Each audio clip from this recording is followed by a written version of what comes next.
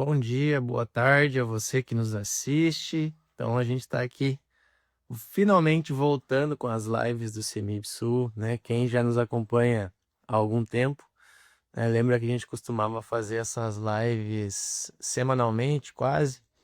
E agora a gente está aí voltando de novo com as lives, né? É um pedido antigo do pessoal, né? Para a gente poder voltar com aquele nosso projeto de estudar a Bíblia toda do início ao fim, livro por livro, aqui no Instagram, né? Então, a ideia é a gente vai ter isso aqui ao vivo, depois a gente vai disponibilizar isso aqui também em outros canais, como, né, no YouTube, no Spotify, para se quiser consultar novamente, né? Ah, eu estou estudando tal capítulo da Bíblia lá, então, o que será que tem sobre isso? Que informações que tem sobre esse livro da Bíblia? Então, você pode voltar na live que trata daquele trecho da Bíblia e assistir de novo a discussão aqui com o Matheus Rett, que já deve estar entrando aqui na nossa live, né? Então, o projeto que a gente tem, né, com essa live é meio que fazer uma Bíblia comentada, Matheus Rett, vamos dizer assim, porque tempo para escrever é difícil, né? Mas se semanalmente ou de 15 em 15 dias a gente começar a gravar esses vídeos seguindo a Bíblia na ordem, então eventualmente a gente vai ter feito o vídeo sobre a Bíblia toda, né? Comentado a Bíblia toda.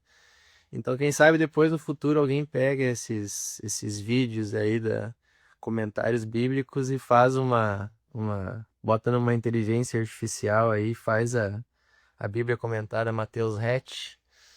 Então, a ideia é a gente poder ter uma discussão bem dinâmica sobre os livros da Bíblia e as principais questões que a gente vai tendo capítulo a capítulo, livro a livro, para fazer uma discussão sem pressa, né? Sem correria, um negócio paciente para você poder assistir e participar com a gente aí enquanto você está almoçando, né? Essa é a ideia do horário do almoço também, um horário que todo mundo acaba tendo alguma pausa.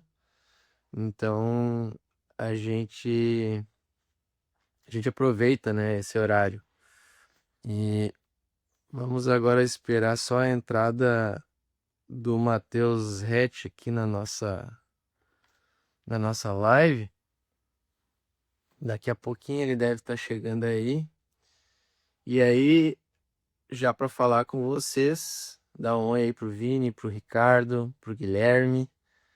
Agora entrou MG, comerciante. Então, só para falar para vocês também, né? Essa é uma live interativa, né? Então vocês podem mandar aí suas perguntas, considerações sobre o que está sendo falado, comentado, conversado aqui na live. Então fica à vontade aí para interagir com a gente.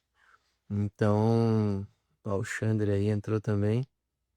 Então a ideia é que seja isso, seja um momento aqui participativo também. Se você tem dúvidas sobre capítulos, a gente vai começar a partir do capítulo 7 de Gênesis, que é onde a gente parou lá atrás, quando a gente começou essas lives sobre a Bíblia, né? Então, tem vários tópicos aqui que a gente vai falar sobre, por exemplo, o dilúvio. Será que o dilúvio é literal? Será que ele não é literal? Será que ele é local? Será que ele é global? Né, a gente vai falar sobre, né, será que essas arcas lá que tem num monte lá no Oriente Médio, que o pessoal fala que pode ser a Arca de Noé, mas que não deixam muito explorar, será que essa pode ser a arca da Bíblia, né? A gente tem também uma questão importante que é a aliança de Deus com Noé, a aliança noética. Então, o que que tem de peculiaridades aqui nessa aliança e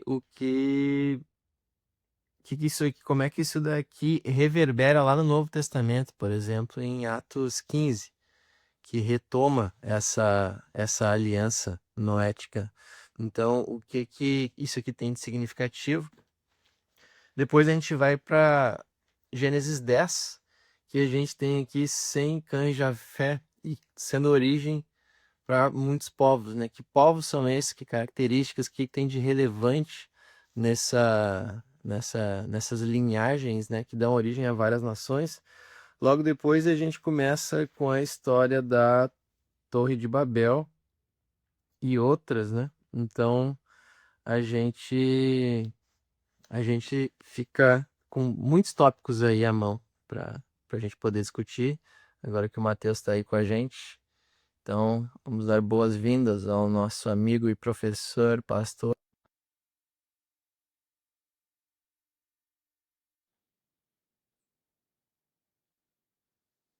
Então, enviamos o convite aí para o Matheus.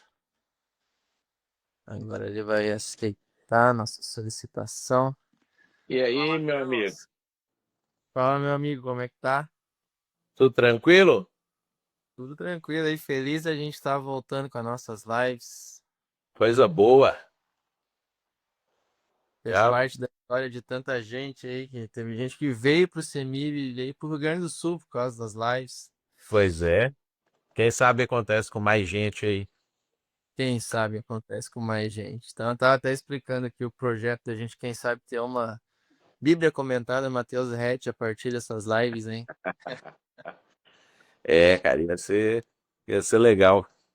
Ia ser legal. Então, Matheus, para a gente começar o nosso bate-papo, né? Quando a gente parou a última vez nessa proposta de ir fazendo, né, a Bíblia na sequência, a gente parou ali logo depois dos Nefilins, aquela coisa toda de Gênesis 6, e aí a gente vem para Gênesis 7, né, que trata especificamente do dilúvio. E aí eu tenho uma pergunta para a gente abrir, tá? Que é uma pergunta para a gente só deixar isso claro.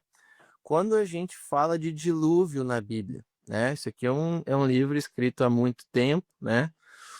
O pessoal aí, universitários, falam que a Bíblia não é um livro científico e não sei o quê, né? Ela só contém histórias com uma moral para nós, e o dilúvio seria uma dessas histórias. Quando a gente fala de histórias como o dilúvio, a gente está falando de uma história que os pais contavam para os filhos e para passar uma moral da história, ensinar alguma coisa, ou a gente está falando de alguma coisa que literalmente aconteceu? O que que a Bíblia quer que a gente entenda quando a gente lê uma narrativa como a do dilúvio? Isso aconteceu de verdade, Mateus? Aconteceu de verdade e a gente entende isso por algumas razões, né? Uma das razões é o estilo de escrita. Então, quando a Bíblia ela se propõe a ser uma metáfora, uma analogia ou uma poesia, o estilo de escrita é diferente, né? A forma de contar aquilo ou trazer aquela história é diferente quando a Bíblia se propõe a contar uma história real, ela escreve do jeito que, por exemplo, a história do dilúvio está sendo escrita. Então você vai ver que o estilo narrativo que conta sobre o dilúvio é o mesmo estilo que conta sobre a existência de Abraão, é o mesmo estilo que conta da saída do povo de Israel do Egito. O estilo literário não muda, né? A segunda razão que a Bíblia normalmente diz quando ela está querendo fazer uma metáfora, coisas como será era semelhante a, foi como, era como um homem que. E aí a Bíblia vai narrando aquilo ali. Normalmente parábolas não tem citação de nomes próprios, e a gente vê claramente que a história do dilúvio está querendo remeter a um personagem existente, que não só o personagem existiu, como a hora que vai criar uma genealogia, e a Bíblia é séria em relação às genealogias, ela vai explicar a origem dos povos na Terra, né? Agora, a principal de todas as razões é que Jesus atestou que o dilúvio foi um fato, quando Jesus disse que a vinda dele seria como nos dias de Noé. E aí, quando Jesus se referiu, ele nos referiu como naquela história sobre Noé, como na parábola de Noé, como no conto de Noé. Jesus se refere a um fato histórico real acontecido, e aí ele diz que, assim como naqueles dias as pessoas estavam vivendo assim, assim, assim, assim, assim, elas também estarão vivendo assim, assim, assim, quando o Filho do Homem retornar, né? Então, quando a gente tem validação de Jesus, para mim é a principal de todas as questões, temos que encarar o dilúvio como um fato histórico e não como uma metáfora, uma analogia ou uma lenda, né? Perfeito. Então, se o dilúvio não é literal, a palavra de Jesus já perde um pouco de confiança, se a gente fosse fazer essa linha teológica, assim. É, seria como E, eu dizer que Jesus não sabia, ele não tinha os estudos da crítica textual que nós temos hoje, não tinha a compreensão científica que nós temos hoje para poder dizer que aquilo não era daquela forma, né? sim, perfeito. E aí uma outra questão que surge sempre quando a gente fala de dilúvio, e essa é uma questão que eu tive uma discussão, inclusive, semana passada com um aluno do seminário sobre isso, é a amplitude dele, né? Se ele foi local ou se ele foi global, né? E que leitura que a gente, como é que a gente encara isso biblicamente, quando a Bíblia fala, por exemplo, de uma escala que parece global, por exemplo, que todos os animais e seres viventes da Terra morreram, alguma coisa assim, dilúvio sobre toda a Terra, parece que é uma linguagem global. Mas daí, se a gente for comparar isso, às vezes, com dados científicos, a gente tem uma enorme evidência ali na volta do Oriente Médio de sedimentação de um dilúvio em grande escala naquela região. A evidência é massiva. Agora, de um dilúvio global, a evidência já é um pouco mais frágil. Então, como é que a gente. Que margem a Bíblia dá para interpretar o dilúvio como local ou como global e como é que a gente encara esses fatos todos? O objetivo de Deus com o dilúvio era destruir aquela primeira leva de seres humanos, né? Aquela primeira leva ali dos descendentes de Caim e do pessoal que tinha se afastado completamente de Deus. Um dilúvio local, ele faria sentido para esse propósito, porque os seres humanos estavam concentrados naquela região, naquela época específica, né? Então, eles tinham sido criados ali, Deus cria Adão e Eva ali no que hoje nós chamamos de Iraque, né? E eles tinham se espalhado no entorno do Rio Tigre e Eufrates. Então, aqueles vales que existem ali naquela região era onde os seres humanos estavam concentrados. Ainda não tinha vindo o ser humano para a América, não tinha ido o ser humano para a Austrália e essa coisa arada toda.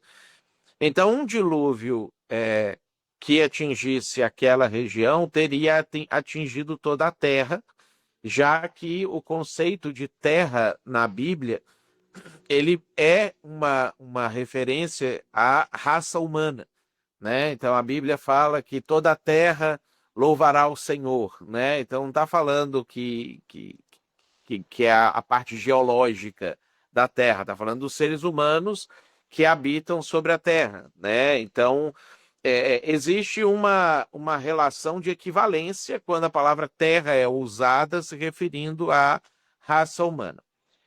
Agora, a gente também não pode descartar a possibilidade de um dilúvio universal, porque tem uma passagem específica aqui, ó, no capítulo 7 de Gênesis, que fala no versículo 20,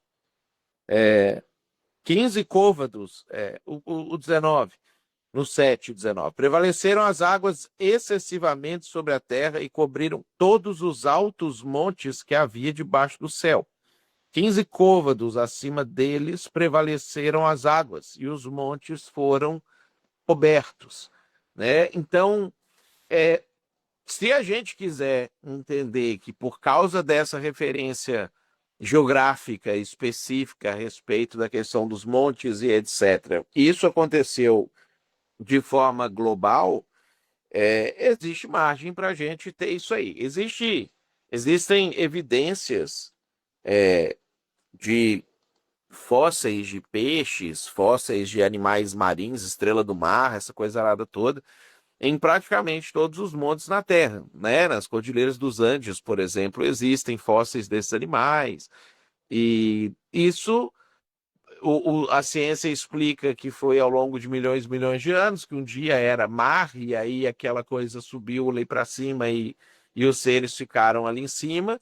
É, mas existe a possibilidade que isso foi decorrente da própria ação do dilúvio, né? Que o dilúvio também chegou lá e nós não temos arqueologia tão apurada na Cordilheira dos Andes, ou aqui no Rio Grande do Sul, ou na Austrália, como a gente tem na região do Oriente Médio. O Oriente Médio é muito escavado, é muito buscado, já que o berço da civilização é ali, as coisas efetivamente da Terra estão ali. Então, o tempo inteiro eles sigam fazendo esses estudos geológicos, etc. E é natural que eles encontrem mais formações a partir dos estudos que eles fazem lá, né? Então a gente tem um espaço aonde, se o dilúvio foi local, ele faz sentido, porque matou todos os seres humanos, sendo ou tendo atingido o Oriente Médio, a gente tem margem para esse dilúvio ter sido global e ter atingido outras regiões do planeta que não necessariamente tinha ser humano,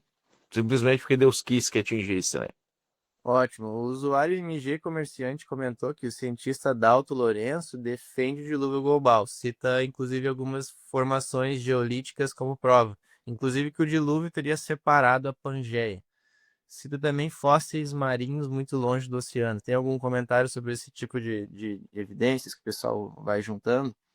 Os fósseis marinhos longe do oceano é essa situação que eu citei, né? Tipo, na Cordilheira dos Andes, em locais de montes ou montanhas que têm 5 mil metros de altura, 6 mil metros de altura, eles vão lá e acabam achando esses fósseis lá, e efetivamente tem isso lá. Só que a explicação que a ciência vai dar para isso é essa: aquilo ali estava debaixo da água, e aí, com o passar dos milhões de anos, ele emergiu e foi crescendo por conta dos choques das placas tectônicas. Não tem evidência bíblica de que a Pangeia foi formada pelo dilúvio. Eu não acho que é provável que isso aconteceu, porque o movimento de formação da Pangeia é um movimento que continua acontecendo até hoje, né? As placas continuam se afastando umas das outras ou se aproximando umas das outras até hoje. Então, o sistema geológico de formação de placas tectônicas, ele não é causado por um impacto de pressão de água na superfície da Terra. Isso é uma coisa que vai acontecer lá no manto da Terra, né? Então, isso eu acho improvável. Mas os fósseis, sim, a gente tem esses fósseis espalhados por tudo quanto é canto do mundo. Uhum, perfeito. E aí, falando sobre ciência ainda, né? Tem muita gente, assim, vai seguir uma página de cientista cristão e tal, eles vão citar de vez em quando esse negócio de que tem um monte lá na Turquia, sei lá em que país, que tem uma formação em cima dele que parece, viu, os formatos e as medidas da arca e tal. E aí tem um negócio que os cientistas querem ir lá, mas o país lá que tá dentro desse monte não deixa, né, não dá jurisdição para os caras fazer. Tipo, o que que tu acha desse tipo de coisa que o pessoal fala? Pode ser que seja a Arca de Noé mesmo, ela já se decompôs há muito tempo, não tem como ser. O que que tu pensa sobre? Eu acho que é altamente improvável que seja, né? Essa história surgiu ali no século XIX, porque o pessoal ia lá, escalava o monte procurando a arca, efetivamente, né? O Monte Ararat. E aí eles às vezes pegavam um pedaço de madeiras e eles revendiam esses pedaços de madeira como se fosse a Arca de Noé, madeira que a gente nem sabe se eles tiraram de lá ou se eles levaram consigo mesmo, ou se eles simplesmente diziam que tinham subido lá e tinham feito a expedição e vendia. Então teve muito comércio em torno disso ali. E à medida que a coisa foi avançando no século XX, e satélite, e essas coisas aradas todas, o pessoal começou a tentar criar essas ideias. Não existe evidência científica nem arqueológica de que tem uma estrutura de madeira preservada em cima do Monte Ararat hoje, né? Então a gente não tem como afirmar isso de jeito nenhum. É altamente improvável, ninguém nunca foi lá e provou isso e trouxe isso de lá. Até porque, pela própria natureza da construção da arca, que ela era feita com madeira e betume, né, que é petróleo, ela provavelmente se desintegrou há muito tempo, né? É um troço altamente biodegradável, né? Então, isso eu acho que é especulação para vender. Uhum. Tipo, o pessoal que vendia um pedaço da madeira da cruz de Cristo lá É, é. antigamente. Venderam muita arca aí, eu acho que dá para construir umas 4 arcas de Noé com material vendido aí já. Não, beleza. E aí, então, vamos pro capítulo 9, né? O pós-dilúvio. Não sei se tem alguma coisa que você queira comentar ainda sobre o dilúvio. Capítulo Uma coisa, 7. tem uma coisa que eu acho interessante, que é quando no capítulo 7, ainda no capítulo 7, Deus ele fala sobre os animais que o Noé iria levar, né? Que ele fala sobre os animais limpos e os animais impuros.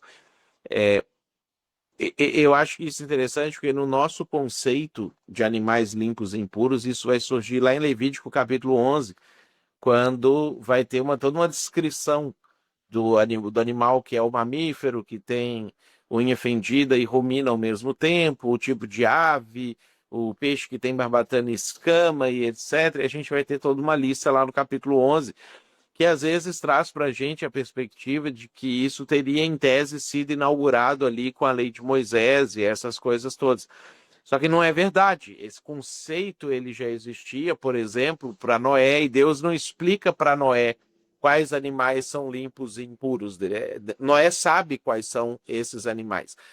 Quando a gente junta essa informação com a informação, por exemplo, do livro de Enoque, que foi um livro escrito antes do dilúvio, pelo bisavô ali do Noé, nós podemos chegar à conclusão, e isso é uma coisa interessante, que a Bíblia deixa uma pista, de que existiu uma Bíblia antes do dilúvio, existiu um regramento antes do dilúvio, existiam informações, existiam profecias. O próprio livro de Enoque são profecias que são feitas ali, né? O nosso livro bíblico de Judas relata a respeito disso, que Enoque profetizou a respeito de determinadas coisas. Então, é interessante que eles já tinham todo um conceito de o que eu faço para agradar a Deus, o que eu não faço para agradar a Deus. Quando no versículo 1 Deus fala para Noé: entra na arca tu e toda a tua casa, porque reconheço que tem sido justo diante de mim no meio dessa geração, não é uma coisa tipo, do nada Noé foi justo diante de Deus. Existiu todo um sistema de uma organização religiosa, de uma maneira de se relacionar com Deus que era pré-diluviano, que perdeu talvez o sentido no pós-dilúvio, e que aí então vai recomeçar com o chamado de Abraão e a maneira como Deus vai construir a coisa até chegar em nós, né? Então acho que isso é uma informaçãozinha interessante que está meio que perdida ali no miolo do capítulo 7 de Gênesis. Sim, coisas que vão virar lei, digamos assim, formalmente, muito depois, já era de conhecimento desse pessoal antes de ser relatado no que para nós hoje é a nossa Bíblia, né? Algum É. nível de relação do que eram as expectativas de Deus, como é que ele queria que fossem as coisas, já tinha naquela época. Isso. É interessante, isso é interessante. E mais alguma questão do capítulo 7 e 8 eu acho interessante destacar, Matheus? Acho que é isso que é interessante. A gente tem um outro elemento ali dos animais soltos também, né, para poder é, é, é, anunciar a respeito da que as águas tinham baixado, né? Ele solta um corvo primeiro, depois ele resolve soltar pombas, né? E aí, quando ele solta as pombas, é que ele começa a ter as informações ali do que está acontecendo. Todo o texto lá, depois do Novo Testamento, ele vai criar, ou vai ser comparado com algumas referências de coisas que a gente tem no Novo Testamento. Por exemplo, a Bíblia vai falar que isso aqui simbolizava o batismo, né? Eles estavam passando pelo batismo para poder entrar na nova vida. Né? E a gente tem depois o Espírito Santo sendo representado por uma figura parecendo como de pomba. Então esses elementos assim, eles são elementos também que vão remetendo a uma construção de uma ideia daquilo que Deus quer trazer para nós de percepção. Né? Então, o jeito que as coisas aconteciam não era aleatório, era construído por Deus para chegar em determinados sentidos e conclusões, e a gente adota símbolos hoje que remetem a esses eventos do passado, a maneira como Deus salvou o povo, né? Então, tudo isso também são coisas interessantes que a gente tem na simbologia da história do Noé. Isso é muito interessante. Então, a simbologia desde a época de Noé é consistente com a simbologia que Deus usa didaticamente para ir ensinando as pessoas ao longo da história da Bíblia até chegar no Novo Testamento. Ele usa as mesmas figuras, os mesmos símbolos para ensinar as mesmas coisas. Então, a Bíblia a gente tem que estar atento quando a gente está lendo para essas coisas também. Elas podem conter sentidos, né? Tem, tem. O Guilherme, ele fez um comentário, ó, Mateus, vi um ateu falando que na época do dilúvio já tinha documentos do Egito sobre revoluções lá. Daí ele falou das pirâmides também. Pode explicar isso? Eu nunca vi documentos sobre revoluções em si, né? O que nós temos efetivamente são histórias sobre um dilúvio acontecido em várias culturas que, a princípio, aparentemente não se conversavam, né? A gente tem relatos do dilúvio dos povos, os ameríndios aqui, a gente tem relato dos dilúvios lá dos sumérios, a gente tem relatos do dilúvio dos povos nórdicos. Então, essa história, isso vai mostrando para nós que de fato aconteceu uma coisa objetiva, um fato concreto, que as gerações futuras foram contando, agregando ou tirando algumas informações daquilo que realmente aconteceu, mas que nos remete a um fato comum que foi experimentado pelos antepassados comuns de todos os povos, mesmo povos que não conversavam entre si depois disso mais, né? Então, agora as revoluções, isso eu nunca vi, esse documento. Depois, se o Guilherme quiser mandar para nós aqui no CEMIB, seria até interessante. Uhum. É, eu vi alguma coisa sobre isso também, que a linguagem pictográfica, aquela da língua chinesa, tem várias referências, assim, diretas ao dilúvio também. O conceito deles de barco na linguagem pictográfica é um desenho de um barquinho e 8 pessoas. O conceito deles de dilúvio, tem vários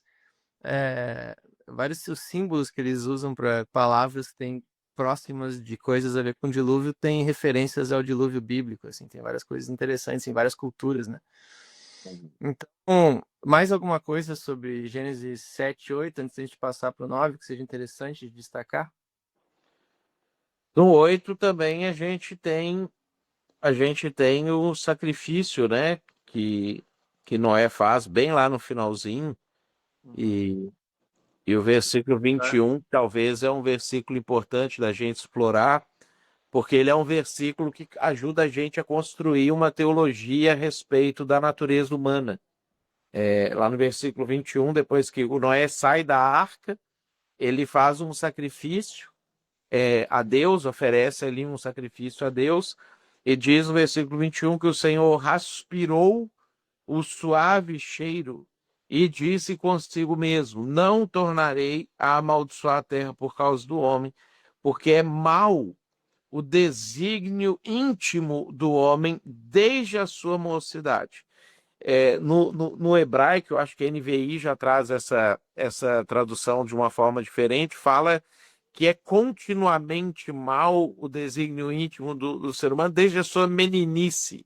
Traz a ideia de criança, que contrapõe aquela ideia popular de que a criança, simplesmente pelo fato de ser criança, ela é um anjinho, é um ser puro, é um ser bom, né? E aí depois ele vai se corrompendo por causa do meio, por causa das pessoas, quebra aquele conceito do Jean-Jacques Rousseau, de que o ser humano nasce bom e é o meio que o corrompe, Nobre, né? Hã? nobre selvagem. Então toda essa conceituação moderna, ela contradiz aquilo que a Bíblia vai dizer a respeito do ser humano. A Bíblia ela apresenta uma doutrina que a gente, na teologia, inclusive, chama de depravação total, né? Que fala que o ser humano ele é totalmente depravado e que ele está nessa condição da depravação total. desde da origem, desde o seu nascimento, né? Então, eu não preciso ensinar uma criança a ser ruim. Eu tenho que ensinar uma criança a ser boa. Ela já consegue ser ruim sozinha, né? Ela já é egoísta por si só. Eu tenho que ensinar ela a compartilhar. Então, isso aqui é um que Deus atesta sobre essa natureza humana que a gente está inserido nela, que também vai apontar para uma necessidade de redenção desde a infância, desde a criança, né? As crianças precisam do evangelho, assim que elas conseguem falar e entender, elas já precisam ser evangelizadas, porque elas já são ruins e precisam de salvação também. Perfeito. E tem uma lição de antropologia, né? A partir desses primeiros capítulos aqui da Bíblia. Certo. E Né? sociologia, porque contradiz a própria fundamentação sobre qual o Karl Marx construiu a ideologia do socialismo e do comunismo, né? Porque ele acreditava que se você tirasse os meios que corrompeu o ser humano viveria em harmonia, em unidade e compartilharia as coisas. Isso fala sobre qual a fonte do mal que a gente vê no mundo, que os filósofos ficam se debatendo, os sociólogos ficam se a gente mexesse nisso, será que resolvia? Se a gente mexesse naquilo, será que resolvia? Se mudasse o sistema, será que resolvia? Mas não, o problema é no coração. Então muda o sistema, o coração continua o mesmo. Então a fonte dos problemas está lá dentro, está interno. É. E só Deus e a Bíblia se propõem a tratar efetivamente a fonte do problema. Uhum. As outras ciências humanas ou ignoram isso ou trabalham na perspectiva de aceitação, de tirar a culpa sem tirar a causa da culpa e por aí vai. Sim, então a principal fonte de mudança no mundo é o evangelho. É. E aí, Mateus, vamos para o capítulo 9, então. Que aí a gente tem um capítulo interessante, né? Que tem a aliança de Deus com Noé, que na teologia o pessoal chama de aliança noética, que vai ter algumas referências aí ó, até no Novo Testamento, até no livro de Atos. E se a gente começar a ler o capítulo 9, você vê que Deus manda eles se multiplicarem sobre a terra, ali no versículo 1, né? Depois ele nos versículos seguintes ele entrega os animais para os seres humanos comerem também. Então até aquele ponto os seres humanos não podiam comer animais, com a exceção de não comer o sangue do animal, porque o sangue simboliza a vida e a vida é de Deus. Então ele quer que o ser humano mantenha isso em mente sempre. Então, o que que tem de interessante, o que está implícito aqui? Já deixa uma pergunta também. É pecado a gente comer, por exemplo, morcilha e outros tipos de carne aí que tem sangue? E que nível de pecado é isso? Eu posso perder a salvação por causa disso? Ou é um pecado menor? O que que a gente pode explorar aqui dessa questão de Deus dar os animais para os homens? Essa lei do sangue, ela vai ser chamada dentro da teologia, tanto judaica quanto cristã, das leis noáticas ou as leis para a humanidade, né? Que são leis que não se restringem somente ao povo judeu.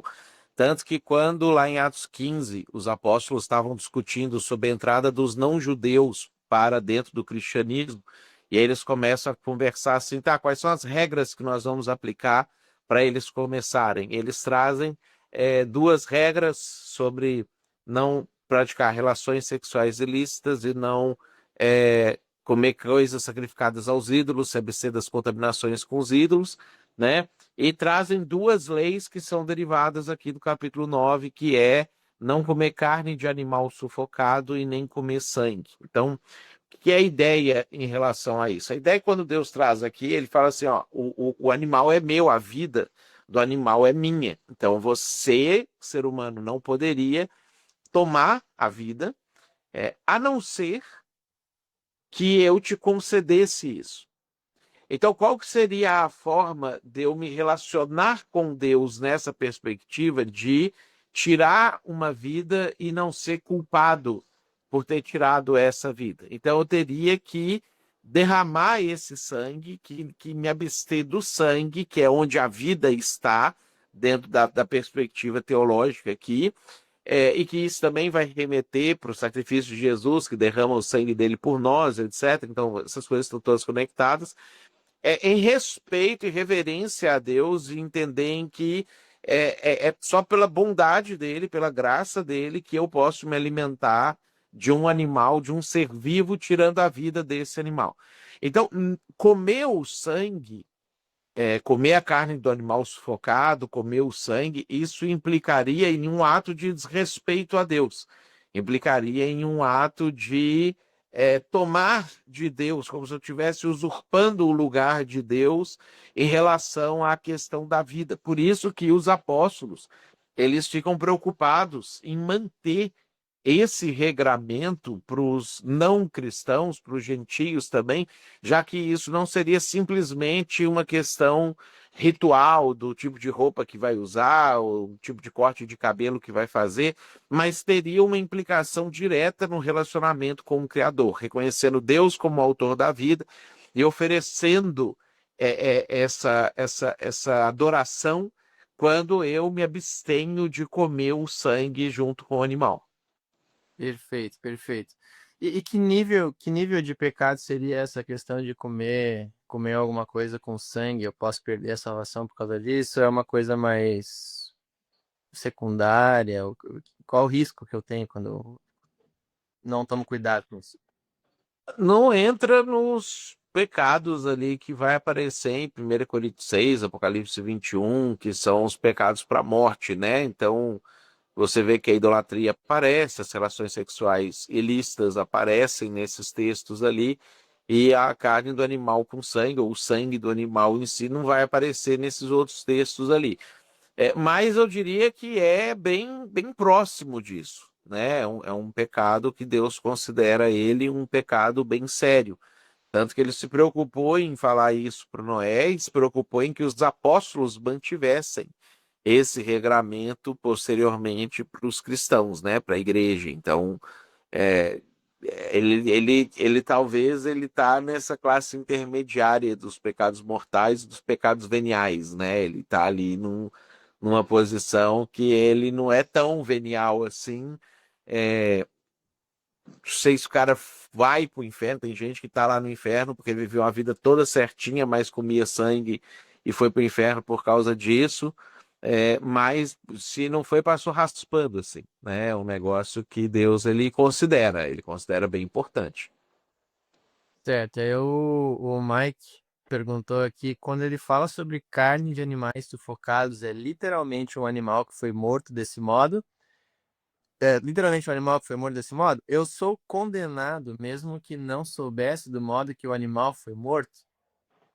Como é que a gente... Quando a gente vai olhar lá em 1 Coríntios 8 e 1 Coríntios 10, a gente vai ver que se você não sabe o que aconteceu, você não é responsável por aquilo, né? Então, o desconhecimento, ele traz essa escusa de consciência para você, né? Se você sabe, você passa a ser responsável por conta daquela situação, né? Então, se o cara quiser garantir que ele não vai comer, compra coisa da Sadia, da Perdigão, que os franguinhos vêm degolado, né? Existem, inclusive, controles, porque são as carnes que são exportadas para países que mantêm esse regramento, tanto a Israel quanto os países árabes, né? Os países muçulmanos. Mas se você não sabe, você não é responsável por aquela decisão que você está tomando. Agora, o sangue em si, a gente sabe se está comendo ou não, né? Então, isso aí a gente tem que evitar. Uhum. Perfeito. Então, a gente avançando aqui, a gente também estende essa questão de derramar sangue para o próprio ser humano, né? Versículo 6 vai dizer: quem derrama sangue humano por um ser humano terá o próprio sangue derramado, pois Deus fez os seres humanos à sua imagem. Então, aqui tem uma exortação contra isso, né? Ele repete para a gente se multiplicar, e aí depois ele faz uma aliança com Noé, os descendentes, toda criatura viva que existe que está com eles, de que ele não vai mais destruir os seres vivos por meio das águas de um dilúvio. E aí ele ainda fala lá de um sinal que ele deixa, o arco na nuvem, que isso é o sinal que ele deixa nas nuvens de não destruir mais o ser humano com o dilúvio. É o arco-íris que a gente vê até hoje, é aquilo lá que ele estava falando. É o arco-íris que a gente vê até hoje, né? Que a gente sabe que é essa refração que a luz causa quando ela passa pelas nuvens. E isso vai acontecer porque as águas que caíram sobre o dilúvio não foram águas de nuvem, de chuva de nuvem simplesmente, né? A abundância das águas ali, o texto fala que abriram-se as comportas do céu, né? E foi derramada essa copiosa chuva, foi derramada sobre a terra. Então, isso que nós temos hoje na nossa relação de olhar para o céu, ver as nuvens fechando e etc., não é o mesmo fenômeno que causou aquela chuva lá. E aí a outra coisa que você falou ali também é interessante é a questão do o homem que não quis derramar o sangue do outro homem, pelo homem o seu sangue será derramado, porque aqui também Deus ele está instituindo a pena de morte, ele está autorizando a pena de morte como uma pena aplicável para crimes de sangue, porque é interessante como que a maldade ela vai escalando no livro de Gênesis. Começa com Caim matando Abel, depois o Lameque, que é o bisneto do Caim, mata dois caras por motivos fúteis também, então está multiplicando, né? Você percebe que a coisa está aumentando. E aí, Deus tinha preservado a vida do Caim e tinha colocado um sinal nele, inclusive, para que ele não fosse vingado. E aí, aqui, Deus ele mostra, e é interessante porque ele primeiro mostra que a impunidade gera mais criminalidade, gera mais pecado, mais maldade. Então, agora Deus autoriza que pessoas que matem não sejam protegidas, que pessoas que matam sejam mortas. É daqui que Paulo vai tirar lá em Romanos capítulo 13 essa percepção também de que a autoridade do Estado tem o direito de executar as pessoas e isso não era um problema, né? Então aqui também a gente tem essa base penal de como que as coisas deveriam ser feitas, né? Que no Brasil a gente não tem a pena de morte, mas se tivesse, isso não é pecado. Pelo contrário, a Bíblia incentiva isso aí.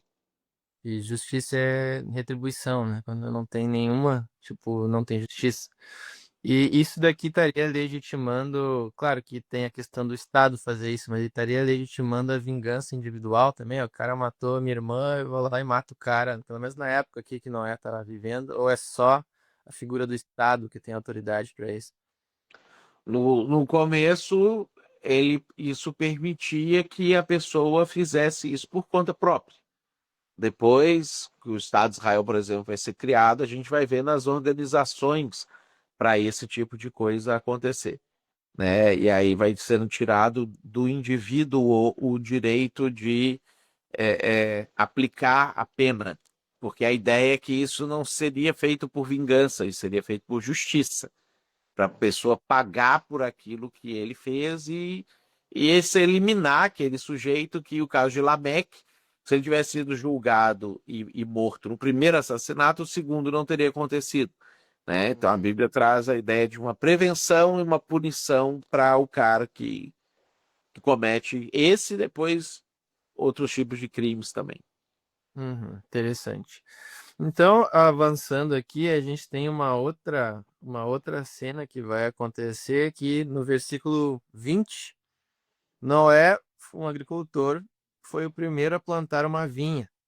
Então, não sei se isso aqui implica que Noé inventou o vinho, alguma coisa assim. Ele bebeu tanto do vinho que se embriagou e deitou-se descoberto em sua tenda. E aí a gente vê um dos filhos de Noé que vê ele exposto, né, e vai lá e chama os outros. E os outros dois que com mais respeito vão lá, né, de costas, cobrem ele, tudo, e demonstram mais respeito. E aí, quando Noé se dá conta, né, do que aconteceu, ele vai lá e amaldiçoa esse filho que fez, que meio que não teve tanto respeito. Então, o que que a gente pode tirar dessa narrativa, né? O que que isso tem de implicações posteriores a partir dos filhos desse amaldiçoado e o que que isso gerou nas nações depois? Tem alguma implicação disso mais tarde? Primeiro, a questão da necessidade do respeito, né, pelo pai, pela autoridade, que isso vai ser enfatizado na Bíblia o tempo inteiro. Tem até uma teologia que foi construída em torno disso aqui, que diz que o filho do Noé, o Cam, que ele tinha estuprado o pai, né? Quando viu ele pelado lá dentro, ele tinha estuprado o pai. Isso não é verdade. O texto ele não diz que isso aconteceu. O texto ele traz a ideia de que ele saiu e debochou do pai com os seus irmãos. Quando na minha versão aqui que eu estou lendo, pelo menos fala que fê-lo saber aos seus irmãos, foi uma atitude de, ao invés dele tendo visualizado aquilo, ele ter preservado o pai e ter dado um jeito de cobrir o pai, de proteger o pai, ele saiu para poder gozar, para poder rir, né? E a gente vê que a reação dos irmãos é a inversa. Eles colocam um pano, não olham e cobrem o pai no sentido de preservação da imagem do pai, o respeito que eles têm pelo pai. Então, isso aqui é uma situação interessante. Outra situação interessante é que quando Noé acorda, ele amaldiçoa um filho do Cam, né? Ele não amaldiçoa o Cam. Se ele amaldiçoasse o Cam, ele estaria amaldiçoando todas as gerações que viessem do Cam a partir dele, né? E aí Noé ele restringe essa maldição a um filho chamado Canaã, que é o que milhares de anos depois vai ser o povo que vai estar na terra que Israel vai entrar para poder lutar contra e matar e expulsar da terra para que Israel possa morar ali. Então é bem específico isso, porque isso vai ajudar a legitimar o direito da terra que o povo de Israel vai ter, já que a ideia é que todo o planeta é de Deus, Deus é dono de toda a terra, né? Que os povos que vivem na terra vivem por permissão de Deus, quanto Deus permite e deseja que eles vivam ali. Então, quando Deus ele resolve que esse povo não vai viver aqui mais, eu quero trazer esse povo para cá, ele está fazendo algo que ele tem total direito de fazer, né? Então, que isso é o que está acontecendo aqui quando Noé amaldiçoa o Canaã. De certa forma, ele já está prefigurando também essa relação de Deus tirar esse povo para que o povo de Israel pudesse entrar. E aí depois o povo de Canaã se subdivide em vários tipos de povos, né, de grupos menores, mas a macroetnia é a etnia do cananeu. Uhum. Perfeito, isso é bem elucidativo. E aí, avançando um pouquinho ali, capítulo 10, né, a gente tem várias genealogias, de gente que descendeu de não sei quem e tal, e aí a gente tem vários filhos vindo de Sem, Cã e Jafé. E aí numa Bíblia judaica que eu tenho comentado aqui, o rabino ali que está comentando, ele tenta fazer uma associação entre esses três filhos e as linhagens que saem deles. Ele vai dizer que de Sem vem os hebreus e vem o povo de Deus. De Jafé vem, sei lá, os gregos que buscam filosofia e a estética. E de Cã vai vir o Egito e Canaã, de onde vem sensualidade, idolatria e essas coisas. Então, essa visão ali do Rabino tem algum fundamento em alguma coisa? Ou existe algum padrão dentre as descendências das linhagens de Sem, Cã e Jafé nas nações que vão surgir a partir de cada um deles? Quando a gente fala aqui, ó, no versículo 1, capítulo 10, no versículo 1, fala assim, ó, são essas as gerações dos filhos de Noé, Sem, Cã e Jafé, e nasceram-lhes filhos depois do dilúvio. Lá no versículo 31, fala, são esses os filhos de Sem, segundo as suas famílias, segundo as suas línguas, em suas terras, em suas nações. São estas as famílias dos filhos de Noé, segundo as suas gerações, nas suas nações. E destes foram disseminadas as nações da terra depois do dilúvio. Então, todos os nomes que são citados aqui dentro, eles são nomes que vão corresponder a grupos étnicos posteriormente, no momento em que vai acontecer essa separação. Então, você tem que pensar por exemplo, aqui, ó, você pega lá no versículo 6, ó, os filhos de Cam. Aí cita assim: Cuxi, Mizraim, Pute e Canaã. Então teve um dia que o Cuxi, o Mizraim e o Pute e o Canaã eram irmãos. Eles eram crianças, adolescentes, jovens, viviam na mesma família, etc. E a coisa foi avançando. Um dia esses caras casaram e tiveram seus filhos, e esses filhos tiveram seus netos, os seus bisnetos, mas eles mantinham uma identificação com: eu sou da linhagem de Put. Não, eu sou da linhagem de Mizraim. Quando houve a divisão dos povos em nações, que é o que vai acontecer no capítulo 11 com a Torre de Babel, todos os descendentes do Mizraim, por exemplo, passaram a falar um idioma específico, que era diferente do idioma que os descendentes do Cush passaram a falar, que era diferente do Put, que era diferente do Canaã.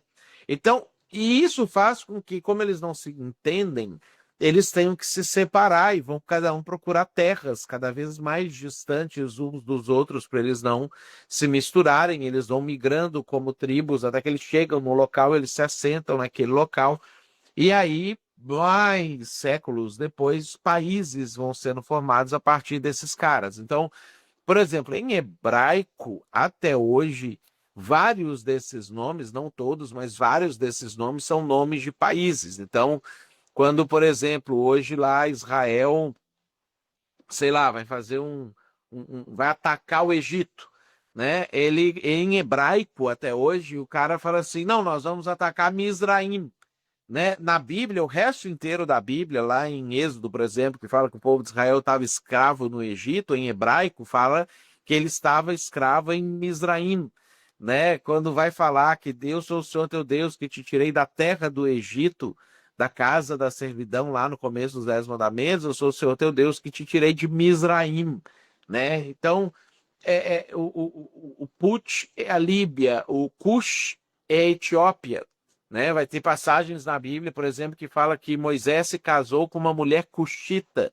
né? É uma mulher etíope. Então, algumas traduções já fazem a tradução direta, outras mantêm o termo original colocado ali. Então, até hoje, por exemplo, os judeus que migraram da Europa, que viveram na Europa e que migraram da Europa para Israel, eles são chamados de judeus askenazim, né, por conta do capítulo 10 do versículo 3, que diz que os filhos de Gomer são Askenaz. Askenaz é a Alemanha, é a Germânia, os povos germânicos, né? Então, todos esses nomes aqui, ó, a gente tem um nome legal aqui também, ó. Vamos lá pro 22, né? Os filhos de Sem são o primeiro ali, ó, Elão, né? Elão é o povo que vive no sul do Irã. São os iranianos até hoje, o povo que vive ali no sul do Irã, né? Eles vão aparecer várias vezes na Bíblia, o povo de Elão, os elamitas e etc. Aí no versículo 22 fala Assur, né? Assur são os assírios que vão até milênios depois disso aqui, dominar as tribos do norte de Israel e tirar eles de lá quando tem o primeiro dos exílios, né? Aí lá o último ali, ó, versículo 22, o último lá, Aram. Aram é Síria, né? É onde vem o povo arameu, da onde vem o idioma aramaico, que era o idioma que Jesus falava, né? Então é a partir desse cara aqui, lá no versículo 24, ó. Arfaxade, Arfaxade gerou Salá, Salá gerou a Eber. Eber é de onde vem o povo hebreu, que é de onde vem o Abraão, né? Então, quando a Bíblia vai falar que Abraão, o hebreu que falava hebraico, está falando que vem derivado desse cara aqui, que se você continua é, é, lá no capítulo 11, você pega ali o versículo 16, ó. Viveu Éber 34 anos e gerou a Peleg. E aí você vai avançando até que você chega no versículo 26. Viveu Terá 70 anos e gerou Abrão, né? E aí a coisa vai avançando. Então, esses nomes todos aqui, eles são nomes, são termos que são utilizados para poder se referir a povos que foram formados depois disso. Então, quando a gente provavelmente vai falar sobre isso na próxima live, né? Mas para o pessoal que está assistindo agora, que não vai assistir a próxima live, lá no capítulo 12, Deus fala para Abraão assim: Abraão, em ti serão benditas todas as famílias da terra. Deus está fazendo referência às famílias do capítulo 10, como ele fala no versículo 32. São estas as famílias, que são as nações. Né? Quando Jesus fala que esse evangelho do reino será pregado em testemunho a todas as nações, Jesus está se referindo a isso aqui. Então, o capítulo 10 ele é muito importante na questão da missiologia, na questão da eclesiologia, na questão da escatologia, uma série de coisas que a Bíblia vai derivar, ela deriva a partir do que aconteceu aqui no capítulo 10. Então, quando a Bíblia fala que o evangelho tem que ser pregado a todas as nações e aí virar o fim, isso aqui tem a ver com Gênesis capítulo 10 ou não necessariamente está conectado? Tá conectado. Tá conectado. Tem uma coisa muito específica se referindo ali, né? Uhum. E aí a gente tem algumas perguntas aqui para a gente encerrar a nossa live. A gente tem a pergunta do Mike, é uma pergunta curiosa até, né? Mas bíblica, a maldição que Noé lança é algo certo, né? Caso eu tivesse um filho que me envergonhasse, poderia eu amaldiçoar o filho dele? Tipo assim, como é que a gente interpreta isso, Matheus? Não, não pode amaldiçoar o filho, né? É, toda a ação de Noé, a partir do momento que ele planta a vinha e se embriaga, é uma ação de caos, né? Tudo que acontece ali no entorno dessa história, ela é uma história ruim. Isso é uma coisa interessante da Bíblia. A Bíblia não fica escondendo as coisas ruins que as pessoas fazem, ela não fica disfarçando ou contando só histórias boas. A Bíblia, ela conta as histórias do que aconteceu, né? Então, Noé foi um cara bom, um cara justo, um cara que achou graça diante de Deus, um cara que fez a arca, um cara que obedeceu a Deus, etc. Mas um dia fez burrice, né? Tomou uma decisão burra lá e essa decisão burra desencadeou outra, e a gente vai vendo uma série de problemas a partir disso. Então, a Bíblia nos proíbe amaldiçoar, né? Nós não podemos amaldiçoar nem outras pessoas, nem o inimigo, quanto mais um filho, né? A Bíblia nos ordena a abençoar e a gente deixa a maldição com Deus, né? É Ele que resolve isso para lá. Beleza. E a gente tem uma outra pergunta do usuário MG Comerciante que fala assim: já ouviu falar que alguma das mulheres na arca tinha gene dos nefilins? E isso seria uma forma de explicar a existência dos Anakin, Og, Golias? Faz sentido? Fora isso, não sei como explicar a existência de gigantes no pós-dilúvio. Já ouvi falar que isso poderia ser uma explicação, né? É altamente especulativo, porque a Bíblia não menciona nada, né? A respeito das mulheres do Sem Cam e Jafé, se eles eram descendentes de Sete, ou se alguma dessas mulheres era descendente de Cam e teria na sua genética ali essa coisa do gigantismo ali, dos gigantes, né? Então, já ouvi falar, mas é especulação. A gente não tem como aprofundar, né? Se esses gigantes, eles eram os Anakins, né? Os Enakins, dependendo da tradução que você utiliza, se eles faziam referência a eles em comparação aos Nefilins, que eles eram seres humanos normais, assim como tem pigmeu, tinha gerado uma raça ali que se cruzando só entre si foi crescendo, crescendo até ficar grande. E eles apelidavam esses caras do mesmo nome que era utilizado para os caras anteriores, né? Se foram outros anjos que cometeram burrice também, vieram para cá. A maneira exata como isso aconteceu, a gente não consegue detalhar, né? É especulativo. Então, não é impossível de ter acontecido, mas não tem como a gente afirmar. Uhum. Perfeito, então, Matheus, né? Se deixasse, eu ficava aqui mais uma hora falando ainda, e tenho certeza que o pessoal ia ficar assistindo também. mas a gente cumpriu aqui o nosso horário aí de 1 hora de bate-papo. Quem gostou desse bate-papo e ainda não estuda com a gente, gostaria de ter aulas aí com o Matheus Rett, podendo aprofundar muito mais esses textos e aprender, além de teologia aprofundada, liderança, aconselhamento, sociologia, que é a última matéria que o Matheus deu aqui no seminário. Pode entrar aqui no link na nossa bio, ou no link que vai estar aparecendo na descrição desse vídeo, se você estiver assistindo depois no Spotify ou no YouTube, e pegar mais informações sobre como se inscrever no nosso seminário. Além do seminário, a gente tem vários cursos gratuitos, vídeos no YouTube, muito material à disposição para quem quiser aprofundar. A gente tem quase 60 lives também no Spotify disponíveis lá, então tem muita coisa aí para você aproveitar e aprofundar com a gente. Então aí fica o convite e muito obrigado, Matheus, de novo, pela tua disponibilidade, pelo teu compartilhar o conhecimento com a gente. Alguma palavra final aí antes da gente encerrar a live? Né, estudar a Bíblia é bom demais, né, cara? É ótimo, eu adoro. É bom demais. Seguimos. Então tá, pessoal, até a próxima. Daqui a 15 dias, né? Na próxima terça-feira, a gente retorna aqui nesse mesmo horário. Então, segue a gente aí, vai acompanhando. Valeu. Valeu!